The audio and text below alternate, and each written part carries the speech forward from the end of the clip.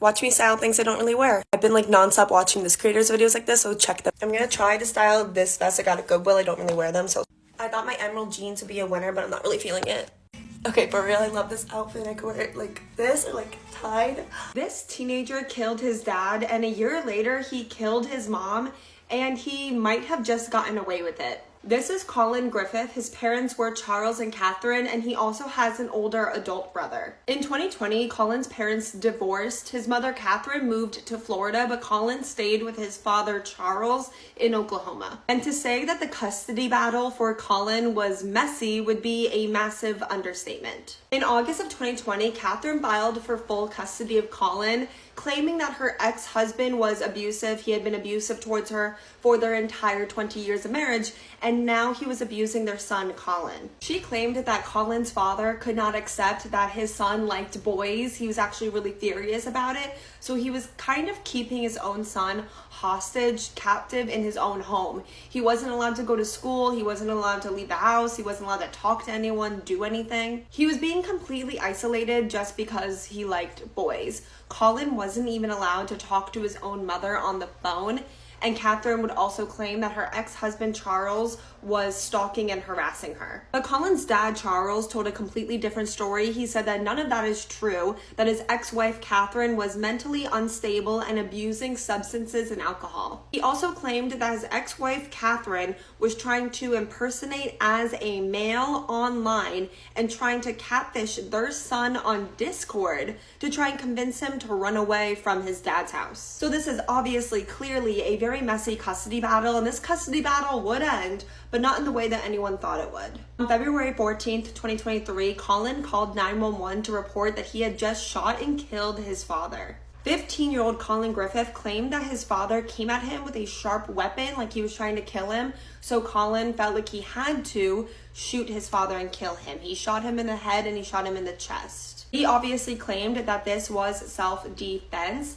but at only 15 years old, Colin was arrested and charged with the first-degree murder of his father, Charles. The evidence at the scene did not line up with Colin's story of self-defense, but about a month later, the investigators decided that there wasn't enough evidence to disprove Colin's story, so all the charges were dropped, and he was sent to go live with his mother in Florida. But only 7 months after killing his father, more red flags would pop up in Colin's life. Colin told staff at his new school that his mom got so mad at him that she pulled a weapon on him. So the police were obviously called, and Colin's mom, Catherine, denied everything. She said that her son was just mad at her, trying to get back at her because she had just taken his phone and AirPods away. This is a serious issue, but Catherine did try to kind of make excuses for her son, even though he tried to get her thrown in jail over headphones. She claimed that her son Colin was suffering a PTSD after years of abuse at the hands of his father, and also that Colin was detached from reality a little bit. So Colin was involuntarily admitted into a mental health facility, and he was kept at a facility for several months,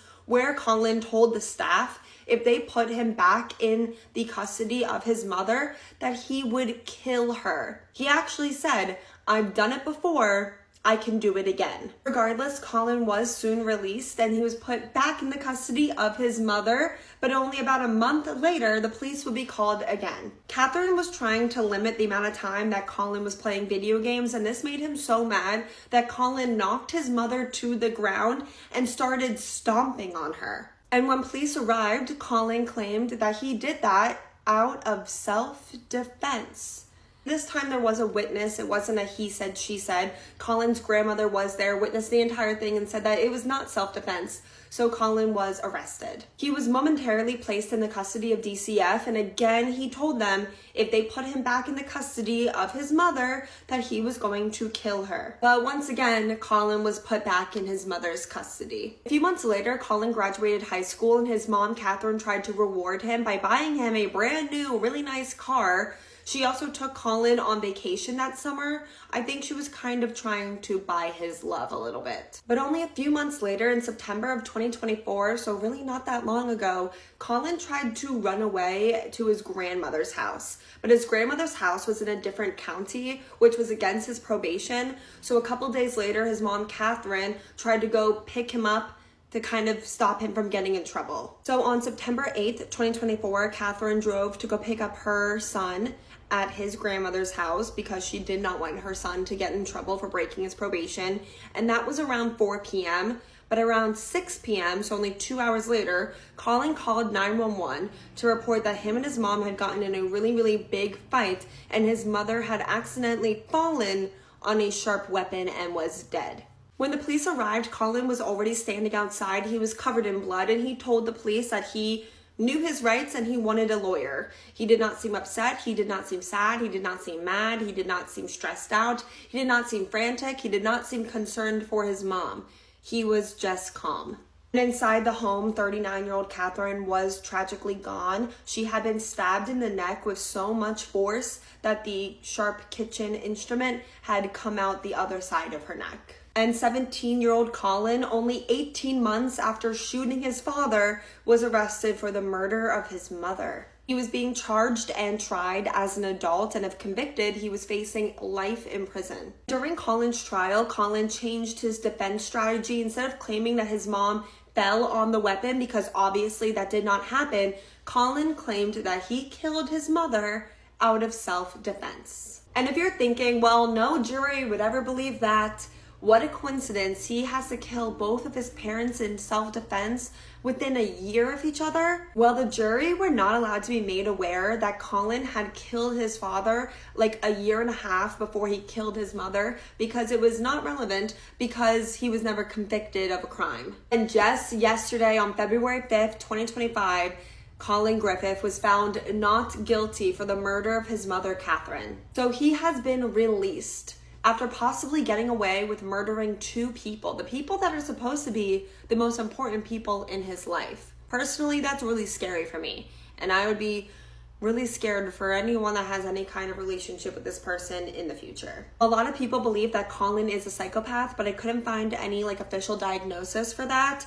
Also, there's been a lot of talk about reopening his father's case, but I couldn't find any official update about that. Really interested to get your thoughts on this case. I've been wanting to cover it forever. I've been following it since September, but I wanted to wait till the trial finished up. So definitely leave me all your thoughts in the comments. Really interested to keep commenting back with you guys and discussing this case. Do you think that Colin got away with murdering his parents, both of them?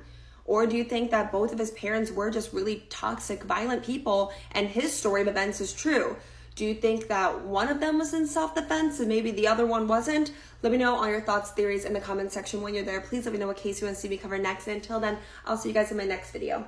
You need to hear what I'm about to say, so please stop scrolling. On April 17th, 2022, Val Dufresne spoke with Wilmington, North Carolina police officers and told them that he was being chased by 2 men in a car, one man that appeared to have a bat. Val was running away on foot and terrified for his life. And Val tried to express how truly scared he was for his life, but sadly his concerns were dismissed by the officers. Tragically, the very next morning, Val's body was found behind the True Colors Brewery with multiple blunt force wounds, and very quickly his death was ruled as an accident.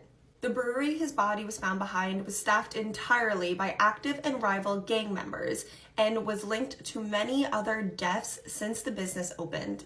And truly, there is an unthinkable amount of sketchy, inconsistent, suspicious details in this case, which I plan on fully covering on my YouTube channel. But if you want to see more, I have Val's brother Zan's TikTok page linked below, and he is so active trying to spread awareness for his brother Val. Zan and the rest of Val's family are hoping to find someone to help them make a documentary to bring more awareness. Well, only 10 days ago, my all-time favorite true crime creator, Kendall Ray, posted that she was hoping to make a documentary with the help of a victim's family. And with the amount of hard work that Val's family has done to uncover a mountain of evidence, I would love to see Val's case covered in one of Kendall's future documentaries. Kendall has a general case suggestion form, which I added to the link tree in my bio. I suggested Val's case. If you would also like to suggest his case, that's where you can find it. And I know this goes without saying, but if you do go over there and suggest Val's case, please do it in a respectful and nice way. You guys are truly the most amazing audience, and I've already seen you guys really come through for victims' families already. So really anything you could do in support of Zan and the rest of Val's family would truly mean the world to me. If you watched the end of this video, thank you so much. This is a case I truly feel really, really passionate about. I've been having a lot of technical difficulties with my mic lately for my YouTube channel. So as soon as I have Val's case posted on my YouTube channel, I'll be sure to let you guys know.